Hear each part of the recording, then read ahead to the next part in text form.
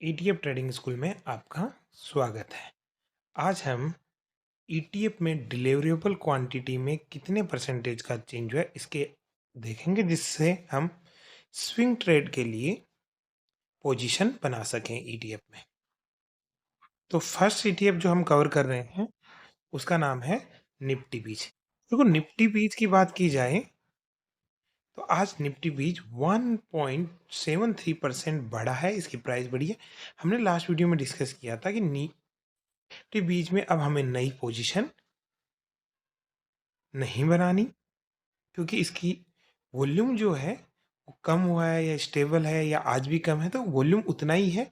हाँ, पर जिन्होंने 23 जनवरी को पोजीशन बनाई थी उनके आज प्रॉफिट था या उन्होंने बुक कर लिया होगा, तो एक दो दिन में वो बुक कर सकते हैं। सेकंड जो है, अभी भी इसमें ये व्यू है कि निफ्टी बीच में नई पोजीशन नहीं बनानी। दूसरा है H D F C mid 150। H D F C mid 150 की बात करें तो देखो, मिड में आज वॉल्यूम बढ़ा, प्राइस बढ़ी है। आज ऑलमोस्ट सभी ईटीएफ की प्राइस बढ़ी है। अगर हम वॉल्यूम की बात करें तो 2 दिन से लगातार वॉल्यूम कम हो रहा था, डिलीवरेबल वॉल्यूम। आज डिलीवरेबल वॉल्यूम बढ़ा है। अगर हम कंपैरिजन से समझें तो 20 जनवरी को जो वॉल्यूम था वो 84,000 था, फिर उसके बाद में अगले दिन बढ़ा, फिर 93, 83, आज बन रही, यानी आज वॉल्यूम बढ़ा है। और 2 दिन में हम ये कह सकते हैं वॉल्यूम इक्वल सा था, और आज वॉल्यूम बढ़ने के साथ प्राइस से बढ़ी है, तो इसकी प्राइस और बढ़ सकती है। नेक्स्ट जो ईटीएफ हम कवर कर रहे हैं वो है H D F C mid, H D F C small 250।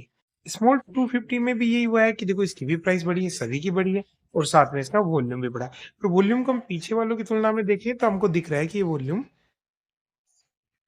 2 दिन पहले वाले से कम है, तो हम इसे वॉल्यूम को बढ़ना ना कह के कांस्टेंट कह सकते हैं। नई पोजीशन यहाँ पर भी हम अवॉइड कर सकते हैं, और पहले जो पोजीशन थी उसके अकॉर्डिंगली अब प्रॉफिट में है। देखो, यहाँ हमने 24 जनवरी को बात की थी कि इसका वॉल्यूम डिलीवरेबल बढ़ा है, फिर वॉल्यूम बहुत ज़्यादा बढ़ गया था इसलिए कम हुआ था। आज भी वॉल्यूम कम है। 3 दिन पहले 23 वाले के हिसाब से देखें तो वॉल्यूम अभी भी कम है, तो हम इसका एवरेज वॉल्यूम है। और ओवरऑल निफ्टी में जो है उसमें स्मॉल मिड लार्ज तीनों कैप हैं, तो कोई खास चेंजेस नहीं है। ये भी एक तरह से स्टेबल जैसा ही है।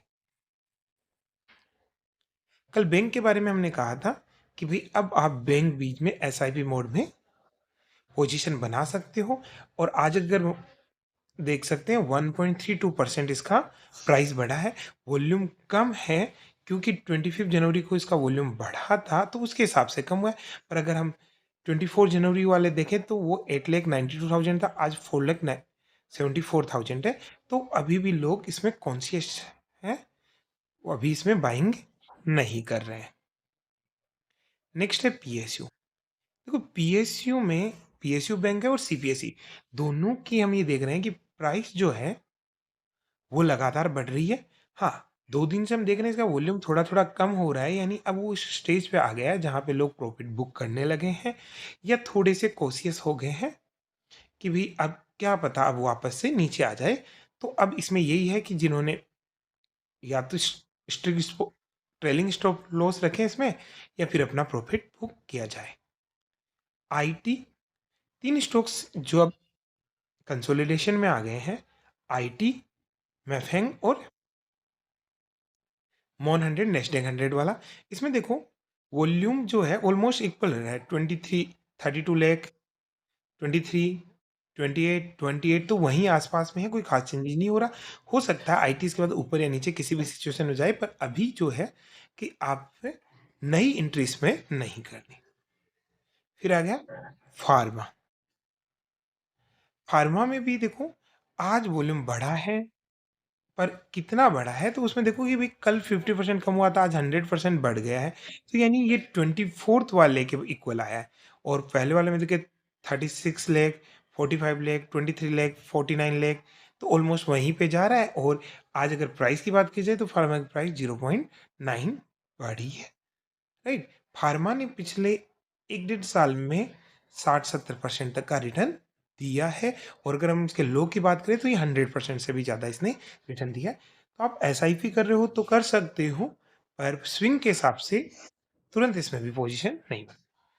अब यहाँ पर भी यही बात थी कि सीपीएस ईटीएफ की बात की जाए, देखो सीपीएस ईटीएफ में आज प्राइस बहुत बढ़ी है, यानी पीएसयू वाले जो हैं, पीएसयू बैंक बीज ले लो और ये सीबीएसई, दोनों में बहुत ज़्यादा वॉल्यूम बढ़ रहा है। देख के ये लगता है कि भाई अब ऐसे लेवल पे आ गया कि अब सस्टेन नहीं करेगा, पर फिर से इसमें बाइंग हो जाती है और वॉल्यूम भी ज़बरदस्त बढ़ा है। डिलीवरेबल वॉल्यूम 11 लाख से 42 लाख हो गया और कुछ दिन पहले 47 लाख था। तो आप यहाँ कह सकते हो कि अगर जिन्होंने भी यहाँ पे कहीं पर प्राइस कम होने पर या कहीं पे पोजीशन बनाई है, वो आज प्रॉफिट में है, 1-2 दिन पहले जो बनाई है, और कंटिन्यूस रह सकता है पोजीशन पे, राइट। गोल्ड, गोल्ड का देखो, हम गोल्ड बीज के बेसिस पे नहीं बता सकते कि गोल्ड की प्राइस ऊपर आएगी या नीचे जाएगी, क्योंकि गोल्ड बीज पूरे गोल्ड को कवर नहीं करता। गोल्ड फिजिकल में भी होता है और अदर तरह से भी होता है। तो यहाँ पे हम गोल्ड में ये देख रहे हैं कि वॉल्यूम कांस्टेंट है गोल्ड में, हो सकता है किसी दूसरे ईटीएफ में वॉल्यूम हो और इसकी प्राइस जो है वो बढ़ी है, पर इकोनॉमी के डाटा अच्छा है तो हो सकता है गोल्ड की प्राइस कम हो, और इसलिए गोल्ड में आप प्रॉफिट में हो तो प्रॉफिट बुक कर सकते हो, और आपका लॉन्ग टर्म का प्लान है तो गोल्ड में आपको टेंशन नहीं लेनी, प्राइस नीचे जाए तो और एक्यूमुलेट करना है। सिल्वर, सिल्वर में देखो प्राइस आज बढ़ी है 0.47%, वॉल्यूम ऑलमोस्ट उतना ही है, पर 2 दिन 3 दिन पहले की तुलना में कम हुआ है। तो आप ये देख सकते हो कि अब लोग होल्ड कर रहे हैं। नीचे के लेवल पे जब गई थी सिल्वर, तब बाइंग की गई थी, अब सिल्वर ऊपर आ गया है। आपके पास पहले से लोट है तो उसमें थोड़ी थोड़ी क्वांटिटी बढ़ा सकते हो, पर नया लोट आपको नहीं खरीदना है। मॉन 100, नेस्डेक 100 है, इसके बारे में भी यही है कि देखो वॉल्यूम हल्का सा बढ़ा है, कल कम हुआ था, 24 की तुलना में, 24 जनवरी की तुलना में आज भी इसका वॉल्यूम कम है।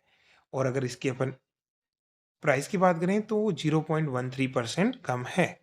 और यही बात आपको ये समझनी है, आईटी, मॉन 100 और मैफेंग, तीनों में अब नई एंट्री एक बार अपन को नहीं लेनी है।